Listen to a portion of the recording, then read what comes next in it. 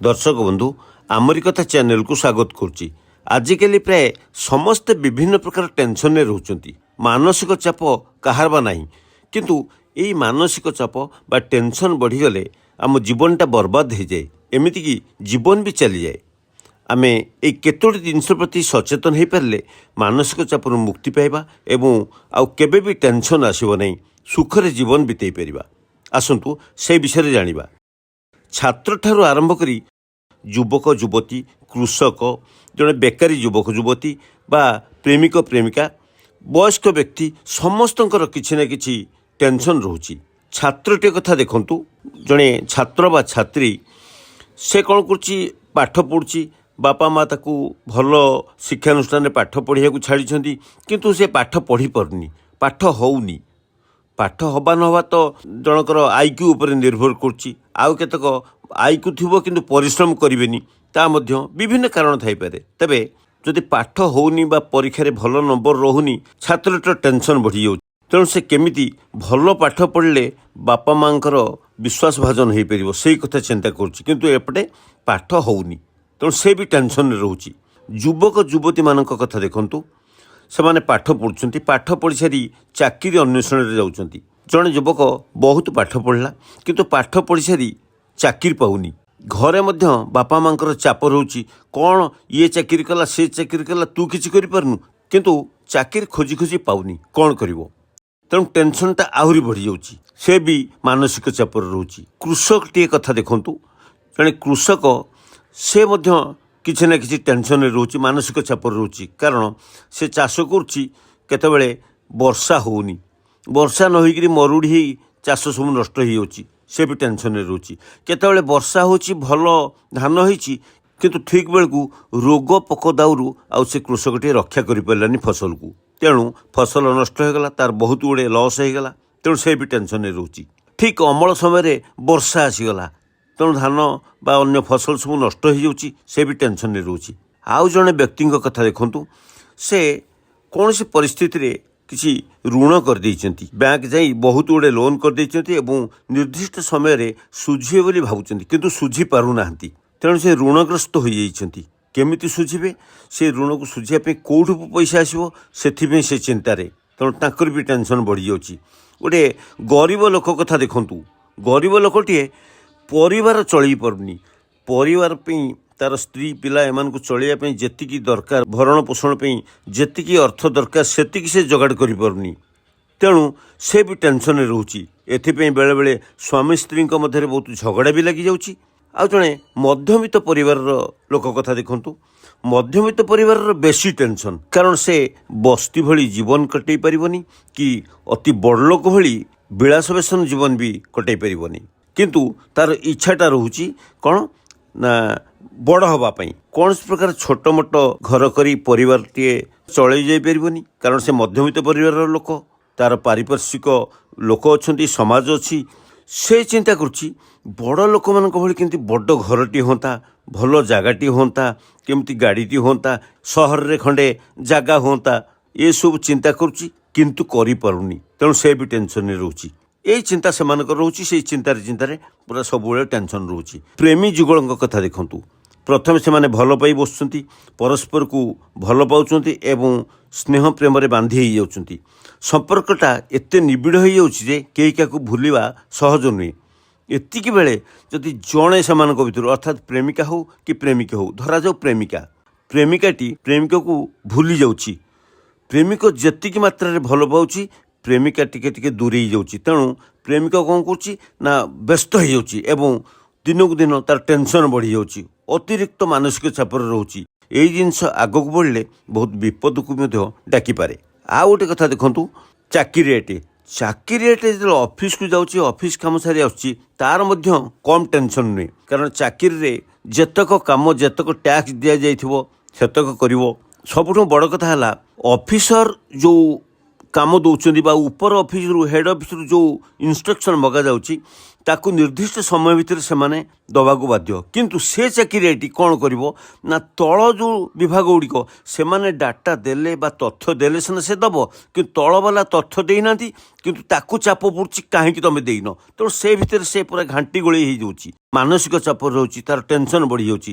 ଏପଟେ ଅଫିସର ବା ବସ୍ ମଧ୍ୟ ତାକୁ ବହୁତ ମାନସିକ ନିର୍ଯାତନା ଦେଉଛନ୍ତି, କାହିଁକି ଏଇଟା କରୁନ, କାହିଁକି ସେଇଟା କରୁନ, ଏତିକି ସମୟ ଭିତରେ ଏଇଟା କର।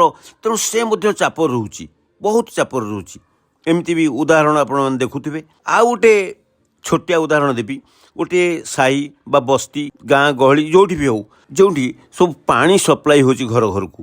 ମନେକର ଗୋଟେ ଦିନ ପାଣି ଆସିଲାନି, କି 2 ଦିନ ଆସିଲାନି, 3 ଦିନ ଆସିଲାନି, ସେତେବେଳେ ଲୋକମାନଙ୍କର ଟେନସନ୍ ବଢ଼ିଯାଉଛି। ପାଣି ନହେଲେ ଚଳିବେ କେମିତି? ବହୁତ ଟେନସନ୍, ବହୁତ ମାନସିକ ଚାପରେ ରହୁଛନ୍ତି।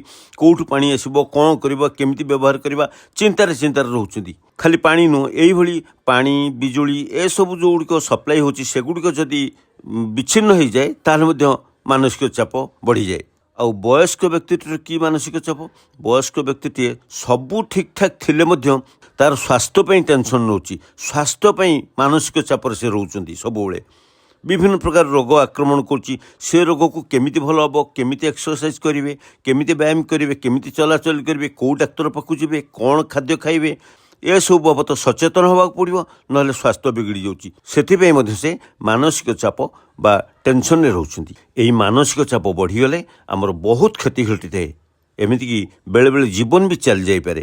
ଉଦାହରଣ ସ୍ୱରୂପ ଦେଖନ୍ତୁ, ପ୍ରେମ ପାଇଁ କେତେବେଳେ ପ୍ରେମିକାର, କେତେବେଳେ ପ୍ରେମିକର ଜୀବନ ବି ଚାଲିଯାଉଛି। ପ୍ରେମିକ ବହୁତ ଦିନ ଭଲ ପାଇ ପ୍ରେମିକାକୁ ପଚାରିଲାନି, ସେ ତାର ଟେନସନ୍ ବଢ଼ିଯାଉଛି, ମାନସିକ ଚାପ ବଢ଼ିଯାଉଛି, ଏତେ ମାତ୍ରାରେ ବଢ଼ିଯାଉଛି, ଏମିତି ଦିନ ଅଛି ସେ ଆତ୍ମହତ୍ୟା ବି କରୁଛି।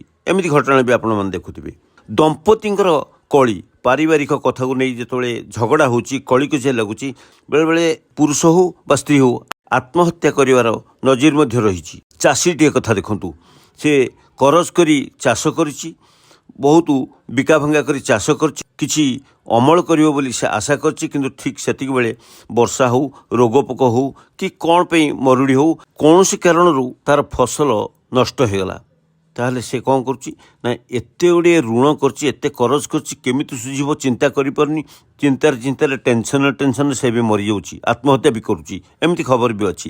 ଆଉ ବେଳେବେଳେ ନ୍ୟାୟ ପାଇଁ ମଧ୍ୟ ମାନସିକ ଚାପରେ କେହି ରହୁଛି। ସେ ସରକାରଙ୍କ ପାଖରେ ଆପତ୍ତି କରୁଛି ବା ଉଚ୍ଚ ଅଧିକାରୀଙ୍କ ପାଖରେ ଆପତ୍ତି କରୁଛି ବା ପ୍ରତିନିଧିଙ୍କ ପାଖରେ ଆପତ୍ତି କରୁଛି, କିଛି ଦାବି କରୁଛି, କିନ୍ତୁ ତାକୁ ନ୍ୟାୟ ମିଳୁନି। ତେଣୁ ନ୍ୟାୟ ମିଳୁନି, ବହୁତ ଖୋଜୁଛି। ଯେତେବେଳେ ନ୍ୟାୟ ନ ମିଳିବାର ରାସ୍ତା ଶେଷ ହୋଇଯାଉଛି, ସେ ଜାଣୁଛି ମୋ ପାଇଁ ଆଉ ନ୍ୟାୟ ମିଳିବନି, ସେ ଭଗବାନଙ୍କ ଉପରେ ଅଭିମାନ କରି ସେ ମଧ୍ୟ ଆତ୍ମହତ୍ୟା କରୁଛି। ଏମିତି ବି ଖବର ଆପଣମାନେ ଦେଖୁଥିବେ। ଜଣେ ତଳିଆ କର୍ମଚାରୀ ବା ଗୋଟେ ଚାକିରିଆ କଥା ଦେଖନ୍ତୁ। ଚାକିରିଆଟେ ଯଦି ଉଚ୍ଚ ପଦସ୍ଥ ଅଧିକାରୀ ସବୁବେଳେ ତାକୁ ନିର୍ଯାତନା ଦେଉଛନ୍ତି, ଅଧିକ କାମ ଦେଉଛନ୍ତି, ଛୁଟି ଦେଉନାହାନ୍ତି, ଏଭଳି ତାଙ୍କର ମାନସିକ ଚାପ ପଡ଼ୁଛି, ଯାହାଫଳରେ ମଧ୍ୟ ଚାକିରିଆଟେ ଆତ୍ମହତ୍ୟା କରିବାର ମଧ୍ୟ ଉଦାହରଣ ଅଛି। ଖାଲି ତଳିଆ କର୍ମଚାରୀ ନୁହଁ, ବହୁତ ଉଚ୍ଚ ପଦସ୍ଥ ଅଧିକାରୀମାନେ ମଧ୍ୟ ଏଇଭଳି ଘଟଣାରେ ଆତ୍ମହତ୍ୟା କରିବାର ଉଦାହରଣ ଅଛି। ସେମାନଙ୍କର ମଧ୍ୟ କିଛି ନା କିଛି ଚାପ ରହୁଛି, ମାନସିକ ଚାପ ରହୁଛି, ଟେନସନ୍ ରହୁଛି, ସେଥିପାଇଁ ସେ ଏଭଳି ପନ୍ଥା ବାଛି ନେଉଛନ୍ତି। ତେବେ এই ମାନସିକ ଚାପ ବା ଅବସାଦର କାରଣ ଖୋଜି ବାହାର କରିପାରିଲେ ଏହାକୁ ନିୟନ୍ତ୍ରଣରେ ରଖିବା ଅତି ସହଜ ହେବ। ଏହାକୁ ଆପଣ ହାଲକା ଭାବେ କେବେ ନିଅନ୍ତୁନି। ତେବେ ଏକଥା କହିବା ଯେତେ ସହଜ, କାମରେ କରି ଦେଖାଇବା ସେତେ ସହଜ ନୁହେଁ। କାରଣ କେଉଁ ନିର୍ଦ୍ଦିଷ୍ଟ କାରଣରୁ ଆପଣ ଅବସାଦଗ୍ରସ୍ତ ରହୁଛନ୍ତି, ପ୍ରଥମେ ତାକୁ ଖୋଜି ବାହାର କରନ୍ତୁ। ଏଇଟା ଅବଶ୍ୟ ଏତେ ସହଜ କଥା ନୁହେଁ। ତେବେ ଭାବି ଦେଖନ୍ତୁ କେଉଁ ବିଶେଷ କାରଣ ଆପଣଙ୍କୁ ସବୁବେଳେ ଚିନ୍ତାରେ ପକାଉଛି, ନମ୍ବର 1। ତାପରେ ଯଦି ସେହି ସବୁ କାରଣ ଖୋଜି ବାହାର କରିପାରିବେ, ଷ୍ଟ୍ରେସ୍ ମ୍ୟାନେଜମେଣ୍ଟ ଆପଣଙ୍କ ପକ୍ଷରେ ସହଜ ହୋଇପାରିବ। ଉଦାହରଣ ସ୍ୱରୂପ, ଯଦି ଅଫିସରେ କିଛି ସମସ୍ୟା ଆପଣଙ୍କୁ ସବୁବେଳେ ଚିନ୍ତିତ ରଖୁଛି, ତାହେଲେ ସେହି ସମସ୍ୟାର ସମାଧାନ ଖୁବ୍ ଶୀଘ୍ର ଖୋଜି ବାହାର କରନ୍ତୁ। ନହେଲେ ଅନ୍ୟ କିଛି ବିକଳ୍ପ ଦେଖନ୍ତୁ। ଚିନ୍ତା କରିବା ଅସ୍ୱାଭାବିକ ନୁହେଁ, ଚିନ୍ତା ତ ସମସ୍ତେ କରନ୍ତି, କିନ୍ତୁ ନକାରାତ୍ମକ ଚିନ୍ତା ଅନେକ ସମୟରେ ଅବସାଦର କାରଣ ପାଲଟିପାରେ। ବିଶ୍ୱ ସ୍ୱାସ୍ଥ୍ୟ ସଂଗଠନର ଆକଳନ ଅନୁଯାୟୀ ପ୍ରତି 5 ଜଣରେ ଜଣେ ଅବସାଦଗ୍ରସ୍ତ ହେଉଛନ୍ତି। ଯେକୌଣସି ପରିସ୍ଥିତିରେ ଆମ ମନ ମାନସିକ ଚାପର ଶିକାର ହୋଇପାରେ। ମାନସିକ ଚାପ ବା ଟେନସନ୍ ରହିଲେ ଅସ୍ଥିରତା, ଅଶାନ୍ତି, କ୍ରୋଧ ଏବଂ ଅସହାୟତା ବଢ଼େ। ଏଥିପାଇଁ କିଏ ଦାୟୀ?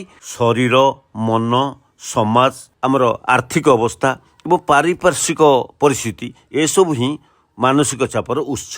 ମାନସିକ ଚାପରୁ ମୁକୁଳିବା ଲାଗି ପ୍ରଥମେ ବ୍ୟକ୍ତିଗତ ଭାବେ ସମୀକ୍ଷା କରନ୍ତୁ। ଭାବନ୍ତୁ, ଚିନ୍ତା କରନ୍ତୁ କାହିଁକି ମାନସିକ ଚାପ ଆସୁଛି। ଚାପର କାରଣକୁ ଭଲ ଭାବରେ ଖୋଜନ୍ତୁ ଓ ଚାପରେ ନ ପଡ଼ିବାର ବାଟ ଖୋଜନ୍ତୁ। ପାରିବାରିକ ଓ ବ୍ୟକ୍ତିଗତ ଭାବେ ଖୁସି ରହିବାର କୌଶଳ ଅବଲମ୍ବନ କରନ୍ତୁ।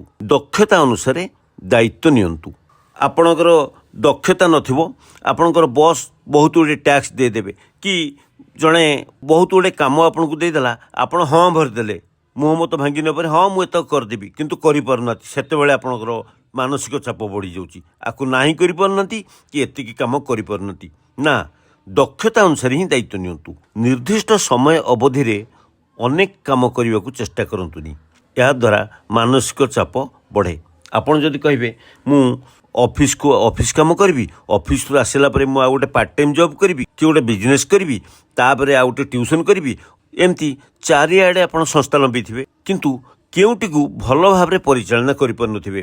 ଏହାଫଳରେ ଆପଣଙ୍କର ଟେନସନ୍ ବଢ଼ୁଥିବ, ମାନସିକ ଚାପ ବହୁତ ବଢ଼ି ବଢ଼ି ଚାଲିବ। ଏହାଦ୍ୱାରା ଆପଣଙ୍କର କ୍ଷତି। ନା, ଯେତିକି ପାରୁଛନ୍ତି ସେତିକି କରନ୍ତୁ। ବହୁତ ଗୁଡ଼ିଏ କରିବା ପାଇଁ ଚେଷ୍ଟା କରନ୍ତୁନି।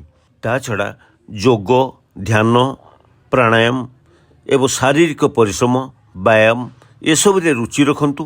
ପସନ୍ଦ ଅନୁସାରେ ଆପଣ ସଙ୍ଗୀତ ଗାଆନ୍ତୁ। ଯଦି ଗୀତ ଗାଇପାରିଲେ ଭଲ, ଯଦି ଗୀତ ଗାଇପାରୁନାହାନ୍ତି ଗୀତ ଶୁଣନ୍ତୁ। ରେଡ଼ିଓ ବା ଟିଭି ଇତ୍ୟାଦିରୁ ଗୀତ ଶୁଣନ୍ତୁ। ଗୀତ ଶୁଣିଲେ ମଧ୍ୟ ବହୁତ ଆପଣଙ୍କର ଅବସାଦ ଦୂର ହୋଇପାରିବ। ଆପଣ କିଛି ଲେଖାଲେଖି କରନ୍ତୁ କିମ୍ବା ବହି ପଢ଼ନ୍ତୁ। ସାମାଜିକ କାର୍ଯ୍ୟ ପାଇଁ ଆଗେଇ ଆସନ୍ତୁ। ଏଥିରେ ଆପଣଙ୍କର ମାନସିକ ଚାପ କିଛିଟା ହ୍ରାସ ପାଇବ। ତେଣୁ ସାମାଜିକ ସହଯୋଗ ପାଇଁ ସବୁବେଳେ ଆଗ୍ରହ କରିବା ଦ୍ୱାରା ଚାପମୁକ୍ତ ଜୀବନ ବିତାଇବା ସମ୍ଭବ। ଚାପରେ ଥିବାବେଳେ ପ୍ରଶ୍ୱାସର ଗତି ତୀବ୍ର କରନ୍ତୁ। ପଦ୍ମାସନରେ ବସି ଆଖି ବୁଜି ଅନ୍ତତଃ 5 ମିନିଟ୍ ଯାଏଁ ଜୋରରେ ପ୍ରଶ୍ୱାସ ନିଅନ୍ତୁ ଓ ଛାଡ଼ନ୍ତୁ। ଏହାଦ୍ୱାରା ହୃତ୍ସ୍ପନ୍ଦନ ବଢ଼େ, ରକ୍ତଚାପ କମେ ଏବଂ ଧୀରେ ଧୀରେ ଚାପ ଦୂର ହୁଏ। ଯେଉଁ କାମ ଆପଣଙ୍କ ନିୟନ୍ତ୍ରଣରେ ନାହିଁ ବା କଣ୍ଟ୍ରୋଲରେ ନାହିଁ, ସେହି କାମଟିକୁ ଆପଣ ବାରମ୍ବାର କରନ୍ତୁ ନାହିଁ। କେବେ ସେଇଟା କରିବା ପାଇଁ ଆଗେଇବେ ନାହିଁ। ଆଉ ଗୋଟେ କଥା ମନେ ରଖନ୍ତୁ, ପ୍ରତିକ୍ରିୟାଶୀଳ ହୁଅନ୍ତୁ ନାହିଁ। ଏଇଟା ସବୁଠାରୁ ବଡ଼ କଥା। ଜଣେ ଆପଣଙ୍କୁ ଗାଳି ଦେଲା, ଆପଣ ସାଙ୍ଗେ ସାଙ୍ଗେ ତାକୁ ହାତଟା ଉଠାଇଦେବେ, ସେ ଦୁଇଟା ହାତ ଉଠାଇଦେବ, ଆପଣ ଗୋଟେ ବାଡ଼ି ବା ତଡ଼ା ନେଇଯିବେ। ଏହାଦ୍ୱାରା ଘଟଣାଟା ବଢ଼ିବ ଏବଂ ମାନସିକ ଚାପ ବା ଟେନସନ୍ ବଢ଼ି ବଢ଼ି ଚାଲିବ। ଚେଷ୍ଟା କରନ୍ତୁ, ଆପଣ ସଂଯମତା ରକ୍ଷା କରନ୍ତୁ। ଜଣେ କ'ଣ କହୁଛି କି କ'ଣ କରୁଛି ବା କ'ଣ ଗୋଟେ ଘଟଣା ହେଇଛି, ହଠାତ୍ ପ୍ରତିକ୍ରିୟାଶୀଳ ହୁଅନ୍ତୁ ନାହିଁ। ଯଦି ପ୍ରତିକ୍ରିୟାଶୀଳ ହେଉଛନ୍ତି, ଏହାକୁ କମାଇବା ପାଇଁ ଆପଣ ଚେଷ୍ଟା କରନ୍ତୁ। ଆପଣଙ୍କୁ କେହି କିଛି କଟୁ କଥା କହିଲେ ଆପଣ ଯଦି ତୁରନ୍ତ ଜବାବ ଦେଇପାରୁନାହାନ୍ତି, ତାହେଲେ କଥାଟିକୁ ଭୁଲିଯିବାକୁ ଚେଷ୍ଟା କରନ୍ତୁ। ସେଇ କଥାଟି ପାଇଁ ଆପଣ କେମିତି ଜବାବ ଦେବେ, କେମିତି ଉତ୍ତର ଦେବେ, କେମିତି ତା'ର ବଦଳ ନେବେ, ଏଇ କଥା ସବୁବେଳେ ବସି ଚିନ୍ତା କରନ୍ତୁ ନାହିଁ। ଚିନ୍ତା କଲେ ଟେନସନ୍ ବଢ଼େ, ମାନସିକ ଚାପ ବଢ଼େ ଏବଂ ଆପଣଙ୍କର କ୍ଷତି ଘଟେ। ଆଉ ଗୋଟେ କଥା ମନେ ରଖନ୍ତୁ, ପ୍ରତ୍ୟେକ କାମରେ ଆପଣ ମାତ୍ରାଧିକ ପ୍ରତିକ୍ରିୟାଶୀଳ ହୁଅନ୍ତୁ ନାହିଁ। ମନା କରିବାର ସାହସ ରଖନ୍ତୁ। ଜଣେ ଆପଣଙ୍କୁ ବହୁତ ଗୁଡ଼ିଏ କାର୍ଯ୍ୟ ଦେଉଛି, କିନ୍ତୁ ଆପଣ ଭାବୁଛନ୍ତି ଆକୁ ପାରିବିନି, ତେଣୁ ତାକୁ ମନା କରିପାରୁନାହାନ୍ତି କି ଏପଟେ କାମ କରିପାରୁନାହାନ୍ତି। ସେତେବେଳେ ଆପଣ ସାହସ ରଖି ସେହି ବ୍ୟକ୍ତିଙ୍କୁ ମନା କରିଦିଅନ୍ତୁ, ନା ଆଜ୍ଞା ମୁଁ ଏଇ କାମ କରିପାରିବିନି। ଜଣେ ଆପଣଙ୍କୁ ଦେଲା, ଗୋଟେ ଆମର ଏଠି ଫଙ୍କସନ୍ ହେଉଛି, 50 ଜଣ ଲୋକଙ୍କ ଠାରୁ ଚାନ୍ଦା ଆଦାୟ କରିବ, ସେ ମନା କରିପାରୁନାହାନ୍ତି। ଏଣେ 50 ଜଣ ଲୋକଙ୍କ ଠାରୁ ଚାନ୍ଦା ବି ଆଦାୟ କରିପାରୁନାହାନ୍ତି। କ'ଣ ହେବ? ଆପଣ ମନା କରିଦେବେ, ନାଇଁ ଭାଇ ମୁଁ ପାରିବିନି ଏ କାମକୁ। ବନ୍ଧୁ କଟିଯାଉ, ମନା କରିବା ପାଇଁ ସାହସ ରଖନ୍ତୁ। କିନ୍ତୁ ଅନ୍ୟମାନଙ୍କୁ ନା କରିପାରିବେ ନାହିଁ ବୋଲି ବାଧ୍ୟରେ ପଡ଼ି କେବେ ହଁ କରନ୍ତୁ ନାହିଁ। ଯେଉଁ ଲୋକଙ୍କ ସଂସ୍ପର୍ଶରେ ଆସି ଆପଣ ଅଧିକ ଅବସାଦଗ୍ରସ୍ତ ହେଉଛନ୍ତି ବା ଟେନସନ୍ ନେଉଛନ୍ତି ବୋଲି ଭାବୁଛନ୍ତି, ସେମାନଙ୍କ ସହିତ ସମ୍ପର୍କ ରଖନ୍ତୁ ନାହିଁ। ଏହି ଅବସାଦ ବା ମାନସିକ ଚାପ ଦୂରେଇ ରହିଲେ ଆପଣ ସୁସ୍ଥ ରହିବେ, ଶରୀର ସୁସ୍ଥ ରହିବ ଏବଂ ଆପଣ ଶାନ୍ତିରେ ଜୀବନ ବିତାଇ ପାରିବେ। ବନ୍ଧୁଗଣ, ଭିଡ଼ିଓଟି କେମିତି ଲାଗିଲା ନିଶ୍ଚୟ କମେଣ୍ଟ ବକ୍ସରେ ମତାମତ ଦେବେ। ଚ୍ୟାନେଲଟିକୁ ସବସ୍କ୍ରାଇବ୍ କରିବା ସହିତ ଲାଇକ୍ ଓ ସେୟାର କରିବେ। ରହୁଛି, ଧନ୍ୟବାଦ।